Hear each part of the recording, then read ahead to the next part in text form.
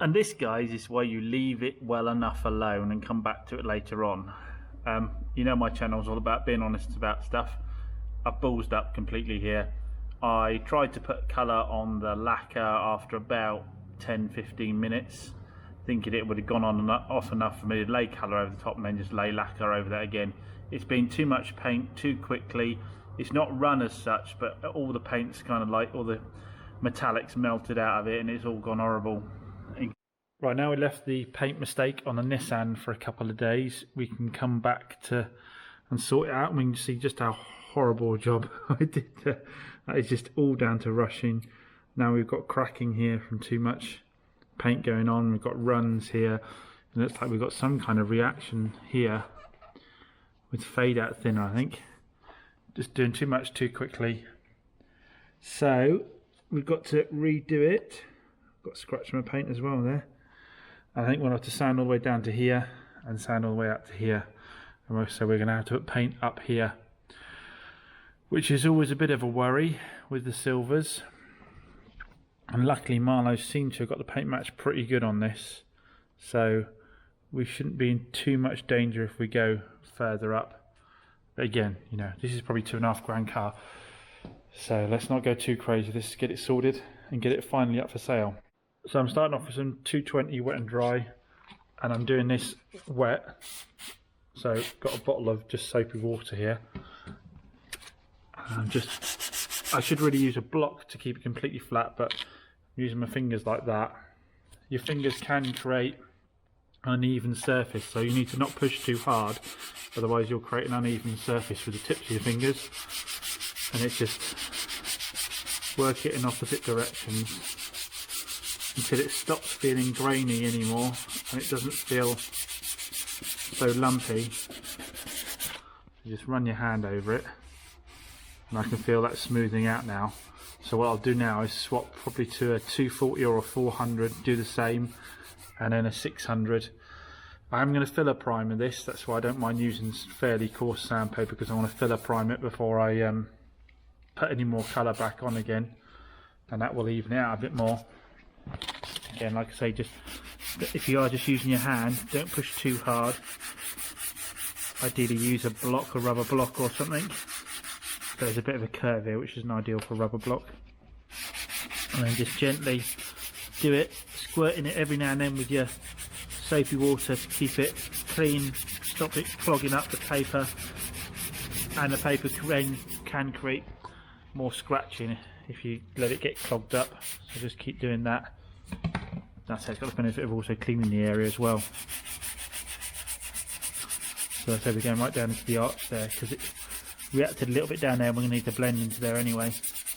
But I think that's enough for the 220 now. I think onto the 240 and then 400. So it's all sanded down now. I've keyed right up to here this time to give myself loads of blend space. So plan is blend the lacquer up here, probably take the colour to about here. So it will be against the bumper as a different colour, but shouldn't be too bad against the door as we've experienced before. If I take the colour up quite high, where the two blend is not going to be so obvious. If I try and blend across here, it could be tough, but if I try and blend up here, it's not going to be such an obvious area. So I might as well take the colour right the way up there. Luckily I got 2 cans when I got it from Marlowe's, because I thought I might end up doing quite a bit on it. Just giving it a quick dusting with the filler primer. I'll do a second coat of filler primer on it before putting the colour on. Right, second coat of filler primer, we've got a nice even covering now. So next coats will be the colour. Light coat of colour on. We don't want any runs or reactions this time, so we'll take our time and we'll build up the layers slowly until we know we've got a close match to the stuff above. Right, so that's the last colour coat gone on, and we're taking it right up to there. Like I said, so our blend line will be up the top there, out of the line of sight. We've got a nice even coverage on there. Nice thing with having it masked off here to here is we can start spraying here, go all the way out over here, overlap nicely, and we shouldn't have any tiger stripe or anything like that. So you're looking for tiger striping. Basically what I mean by that is if you've got a dark spray line, then a light one where you've gone heavier in one spot, you want to come back and be able to sort of dust over, and you shouldn't get that tiger striping then.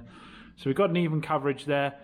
So next thing is going to be the lacquer, which will start with a dust coat of lacquer, so we've got something to grab to, and then with next following coats we'll do another 2 heavier coats, so 1 mid coat and then 1 heavy coat at the end, with the fade out thinner sprayed up here. Right, that's the second coat of lacquer on now. We're not going too heavy too quickly because it is cold. We want to give plenty of time for the solvents and all that to escape, so that we don't get cracking and we don't get clouding, that kind of stuff. So we're going to leave that for 10 minutes or so and put another coat on. We will have to do one final thick coat so that we get the finish without having to flat sand it afterwards. So that's the last coat of lacquer on. We'll let that clear and see what it looks like. Up here is where we blended the lacquer in, and we took the colour up to that corner there, didn't we? So far so good, but it's that leave it alone stage. At the moment it's looking a little bit flat with the metallic, but that's because the lacquer hasn't cleared yet. So we'll let the lacquer clear and see how we do. So 5 minutes later the lacquer is cleared and I'm quite happy with that finish. I think that finish is as good, if not better, than the factory level of orange peel. So I won't be buffing it back. I'll be leaving that as it is and just buffing up here where the blend is. So the trick to getting that finish from a can, where you don't actually have to wet sand it afterwards, is warm the can up. So after your first 2 coats, which I did at normal temp, light dust coats, then a slightly heavier one. My last coat was, I think sprayers call it a flow coat, is I warm the can up and then slowly go across. So it's going on quite thick, building it up that way. Now it is a lot of practice, because you have to get it at that critical point where you don't end up with runs. But what you're looking for is do it with some light behind you so you can see the finish as you're going. Remember, it will always flatten out a little bit more, so it doesn't have to be completely flat. At the instant you put the paint on, there can be a little bit of orange peel, and then it will flatten out slightly as it dries. But just keep the light behind you so you can see the level of orange peel you got it on, and just continuously overlap as you go up, but going quite slowly. But like I say, it's just practice to know how much you can do that without getting runs. There's a little bit of trash up there, nothing too major. But I think that's going to do fine. Colour match wise, well, that's the old paint and that's the new paint. So I think colour match wise we're alright, and I think that the level of metallic is about the same. So we'll just leave that now, leave that for a day, then unmask everything, and then we just need to polish the rest of the body and she should be good to go then.